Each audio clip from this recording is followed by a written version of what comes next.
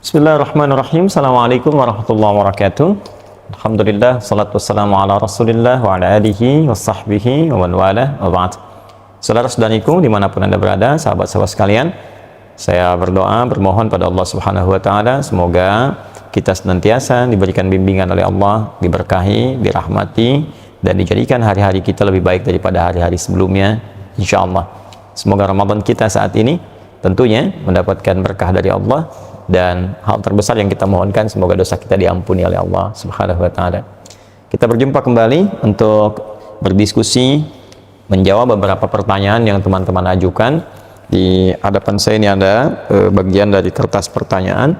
Seperti kami sampaikan, ada sesi pertanyaan yang disampaikan lewat kertas ini yang di Majelis Ta'lim, ada juga yang via online yang masuk ke web Quantum Akhyar, dan juga mungkin ada yang teman-teman cantumkan di channel YouTube ya, yang di kolom komentar, ataupun beberapa yang mungkin nanti kita siapkan, teman-teman bisa bertanya dan di situ kita coba belajar bersama-sama. Ya, saya tidak bermaksud menggurui untuk menyampaikan jawaban, tapi hanya mengulang apa yang guru-guru kita pernah sampaikan. Baik, kali ini saya akan coba amati dulu barangkali beberapa bagian yang teman-teman sampaikan di YouTube ya, di channel kita ini. Kemudian kita coba lihat bila ada pertanyaan-pertanyaan atau mungkin masukan-masukan yang saya bisa koreksi, itu akan lebih baik untuk kemudian kita kaji di kesempatan kali ini. Boleh pinjam Mas? Ya. Bismillah, coba kita lihat ya. Bismillahirrahmanirrahim. Saya mohon izin ya, saya urutkan dulu, saya ambil video yang terakhir kemarin ya, yang di-upload, coba kita lihat dulu. Baik, bismillah. Assalamualaikum Ustadz, nama ana Fulan. Mohon izin saya samarkan namanya ya. Teman-teman sebenarnya bisa lihat juga di sini, tapi saya akan lebih elok kalau saya coba samarkan saja. Dari Kalimantan Selatan, saat ini sudah berusia 27 tahun, lagi proses hijrah dan ingin belajar agama. Adakah pesantren yang bisa menerima ana mengingat usia ana sudah tidak muda lagi? Baik, atau bisa bekerja tempat Ustadz Adi, terserah pekerjaan apa, yang penting bisa sambil menuntut ilmu dan punya lingkungan yang baik. Baik, saudaraku yang insya Allah Allah muliakan, saya sangat senang dengan pertanyaan ini. Ya, berbahagia bahwa ada kekuatan yang bisa Anda dapatkan, hidayah yang telah Allah tanamkan dalam diri Anda, kemudian untuk Anda mulai berubah. Itu anugerah Allah yang nggak semua orang bisa dapati itu. Ya, syukuri itu. Ya, Allah berfirman dalam Al-Quran surah ke-29 ayat ke-69. Ya, walladzina jahadu fina lanahdiyannahum subulana. Orang-orang yang mau berusaha merespon petunjuk dari kami. Jadi Allah sampaikan, saya berikan hidayah nih, saya beri petunjuk untuk berubah. Ya, kadang-kadang ada yang datang lewat pendengaran, kita tiba-tiba sedang duduk dengar azan, kok kenapa bisa dengar gitu? Ya, padahal orang lain nggak dengar, Anda dengar. Ya, tiba-tiba Anda lewat dari pekerjaan, datang hidayah lewat mata, terus lihat masjid, lihat orang sudah berangkat ke masjid. Padahal Anda biasa nggak lewat situ, tapi tiba-tiba lihat orang sholat. Nah, selama ini mungkin pernah terlambat. Nah, itu hidayah. Kalau Anda mau respon itu, Anda mampir ke masjid atau Anda siap-siap untuk sholat, kata Allah, lanahdiyannahum subulana, kami akan tunjukkan jalan-jalan kebaikan yang lain. Ya, jalan untuk mendekat kepada Allah, jalan untuk rajin puasa, jalan untuk senang dengan Al-Quran, jalan mendapatkan rezeki yang halal, jalan mendapatkan rezeki yang cepat. Kalimatnya subul, jamak dari kata sabil. Jadi kalau satu Anda respon, maka yang lain kemudian Allah akan tunjukkan dengan cepat.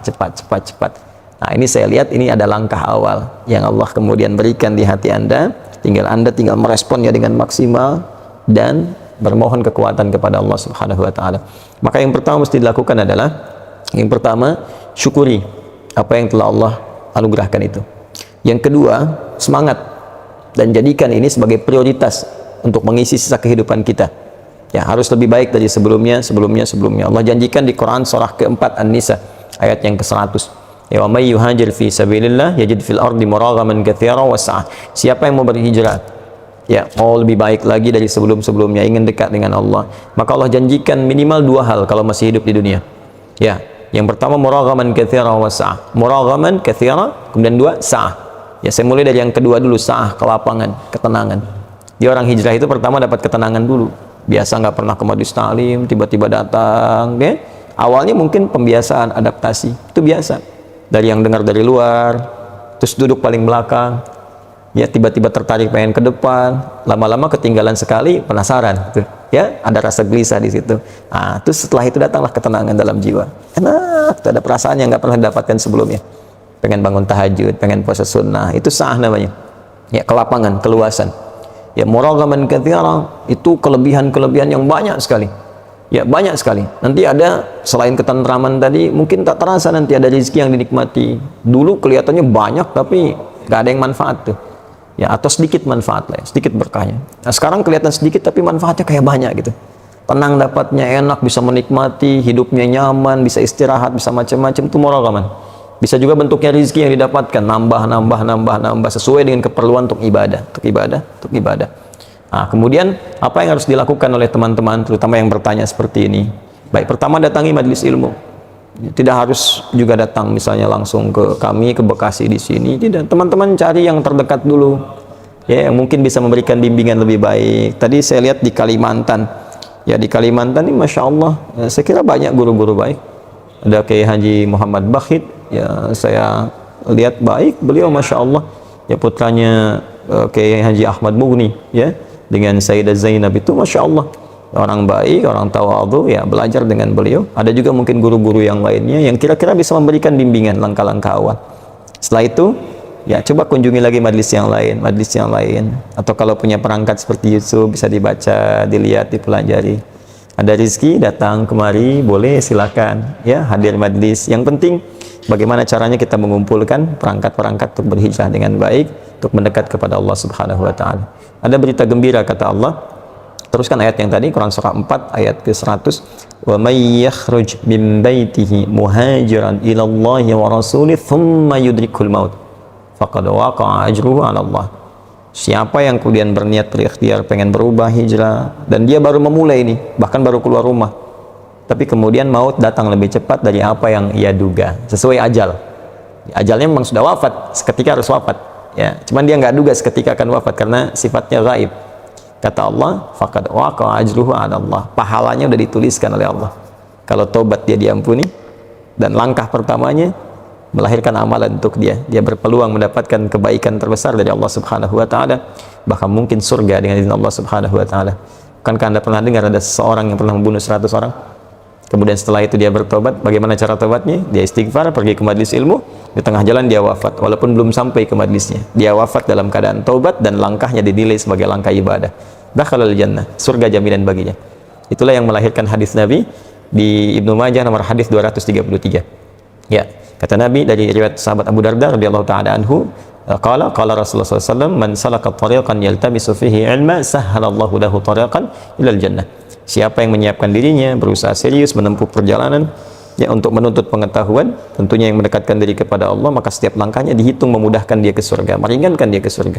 Ya, wa innal malaikata la tadu ajnihataha ridan li talibil ilmi. Dan para malaikat membentangkan sayapnya memberikan ridha kepada penuntut ilmu. Ya, di antara ridhonya ya ampunan, ya, permohonan ampun kepada Allah, permohonan ampun. Karena itu di akhir hadis disebutkan sebelum masuk kepada ulama pewaris para nabi, ya, mengampuni, ya, seluruh penduduk langit dan bumi. Kalau penuntut ilmu ini tahu, yaghfiru lahu man fis samawati wal ardi hatta al hitan allati fil bihar.